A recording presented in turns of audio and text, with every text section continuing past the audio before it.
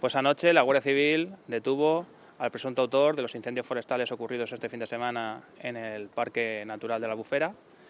El detenido es varón de 59 años de edad, de nacionalidad española, y pasará a disposición judicial a lo largo del día de hoy. La investigación ha sido llevada a cabo por el SEPRONO de la Comandancia de Valencia. Destacar que en esta investigación ha sido fundamental la participación y la colaboración ciudadana, y destacar también que esta investigación sigue abierta, con lo cual vamos a solicitar también a su señoría el secreto de las actuaciones. Hay que seguir investigando todos los delitos que ha habido a lo largo de los últimos meses en la zona del Parque Natural de la Albufera, no solo estos del fin de semana. Entonces hay que seguir haciendo actuaciones policiales de investigación, solicitudes a su señoría. ¿De alguno más?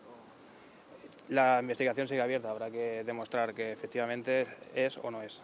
¿Ha costado la colaboración ciudadana? ¿En qué medida ha sido importante? Ha sido fundamental en la investigación, ha sido fundamental porque al fin y al cabo los incendios forestales son delitos muy específicos y que es fundamental esa colaboración ciudadana para el buen éxito de esa zona tan oscura como es ese paraje.